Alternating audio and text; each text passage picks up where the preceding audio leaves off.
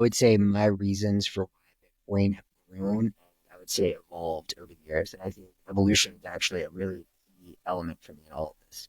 The first thing, though, I would say, similar to you guys, read it about Bitcoin early on and completely forgot about it.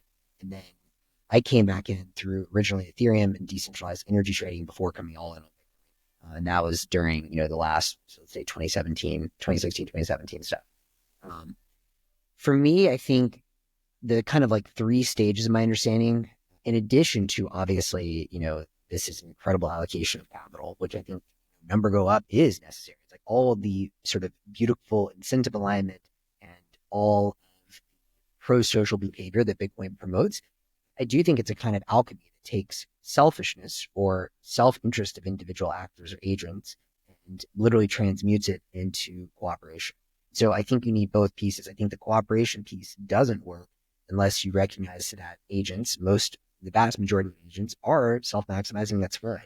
And that's the beauty of Bitcoin, is that by, taking this capital, storing this capital, contributing back to the whole ecosystem, you help advance all of the beautiful things that DK's mentioned, and more. So I think that's an important point to note. Second thing I'll note for me is it starts with, and I think this is where I start when I try and explain this to noobs or people that are maybe coming out of the world and saying crypto, oh, you guys are all Sam free, gross. And I get it. It really does look disgusting from the outside.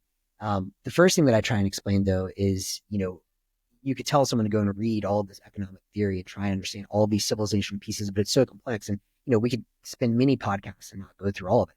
The first thing I try and understand is just some basis of fairness. And when I was going deep down my rabbit hole, similar timeline with you, Steve, I was not at all a student of the history of money or gold or any of that. I also thought the gold bugs were kind of weirdos. I'm from the South, so I know a lot of them. All right, here come some guys with their gold. Here we go. I still kind of feel that way, to be honest, but is fairness and this idea that, um, you know, in any system, there's only one currency that matters, which is energy. That's a theme that comes back to me over and over again, given that I'm coming out of the energy industry.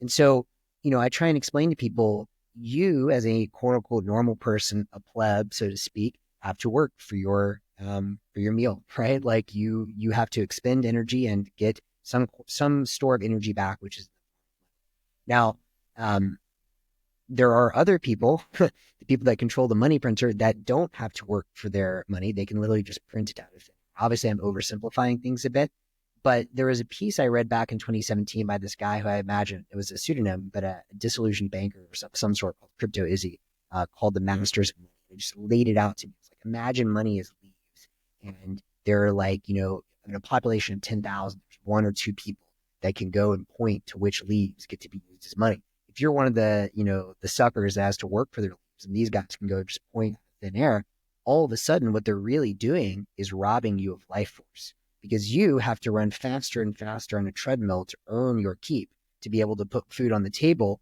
while those who are in the know are basically pulling a giant scam on you.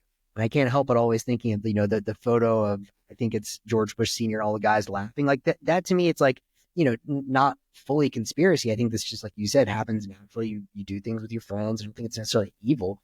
It's just that the incentives and the technology systems were aligned and broken in such a way that, yeah, you would be dumb not to play this game, and I think this is kind of like the ring of the Lord of the Rings. If you have this ability to create value out of thin air and devalue the work of everyone else that's having to work for, their food on the table, of course you would. And I think almost anyone would do that, save for maybe some very special souls like a Satoshi. And so, anyhow, once you start explaining to people that, the one way I think about it is it's a form, what we have today, of invisible slavery. It's a form of vampirism, because the ability to just print out of thin air and have people work for the monopoly money that you can create is literally a way of keeping people in chains, right? What And is so, that word? Vampirism? yeah, basically like a I don't know that vampire word. gets their life source by Oh, sucking the air. oh, vampirism. Got it. Sorry. Vampirism. Yep. Got it. Got it.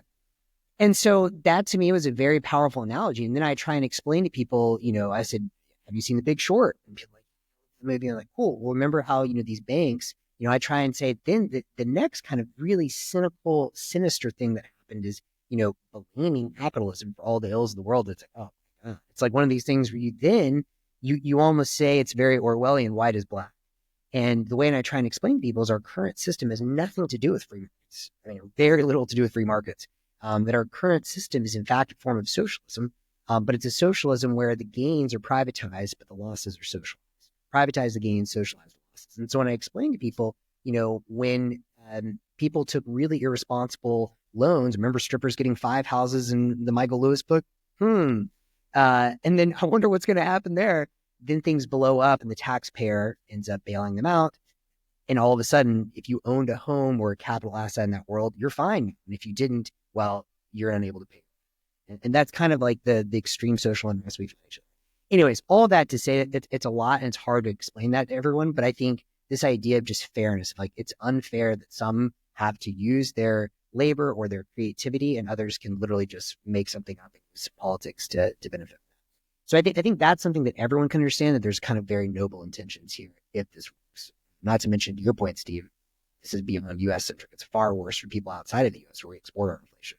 And for me, living in Mexico for 5 years, I saw a lot of that with Argentinian friends, Venezuelan friends, and even Mexican friends, sort of up close and personal. So that's number one. The second thing, though, is a much more positive outlook, which is like, yes, I think starting from a place of this is a better, more fair, just system for 8 billion humans is fantastic. The next thing I think about is, as someone that, for me, part of the reason I love technology and investing in all of this is I love just understanding what's possible within the realm of physics and what can come next. And to your point, DK, Bitcoin is a realm of base truth. And the reason it's a realm of base truth is because it gives us the best establishment we have. And this is something I'm riffing on a little bit newly. Another sort of essay is germinating here. The two most important metrics we have about our physical reality, which are energy and information. And so Bitcoin to date is the most pure energy-backed money we've ever had. Gold was the closest thing we had to energy-backed money because you had to expend energy to dig it up. Of course, over time, if we're able to create new gold or mine it from asteroids, that becomes much less useful. But that's the reason gold, was the Schelling point for value. It's energy-backed money. Bitcoin is pure energy-backed money. And so again, I say this, I feel like on every other show, but hash rate and cost per creation of coin are the only metrics that I really care about when I look at Bitcoin. That's number one. Information. Why are free markets so beautiful? Well, free markets are beautiful because they can take infinite inputs and put it into this one piece of information, which is a price.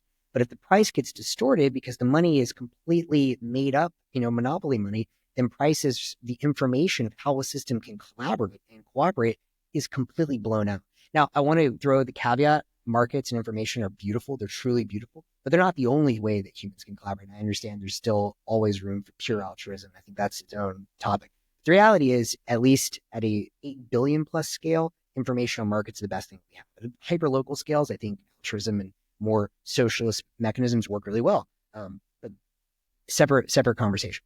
So then when you say, okay, if we've had this vampiric, leaky money that does not reflect true information, no wonder we're having trouble evolving. No wonder shit's gone off the rails since what the fuck happened in 1971. Great website. I always tell people to start down with this journey as well.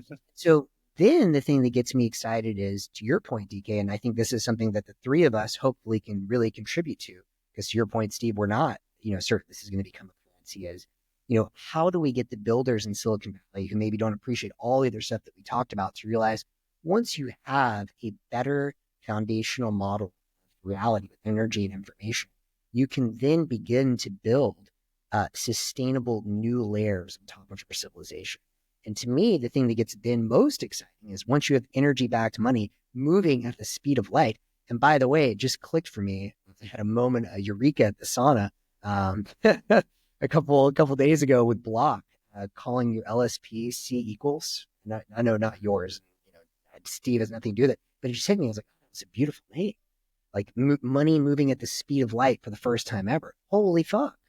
And now that we have pure value and information moving at the speed of light, when we develop those next layers on top of civilization, which I think as someone called out at the very beginning, Connor, AI agents plus lightning, I still believe fully, and this is where I'm, investing most heavily. You guys don't even know this, but my most recent investment was thinking more about payment infrastructure for agents.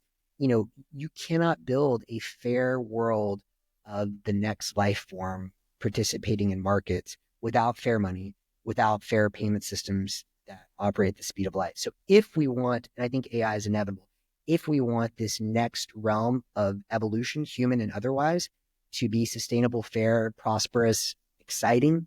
I think Bitcoin and payment networks that make Bitcoin necessary are not only a good thing, they're absolutely like, are not only exciting, they are absolutely necessary. And so it's a long-winded answer, but I think if we want to evolve, this is what we need.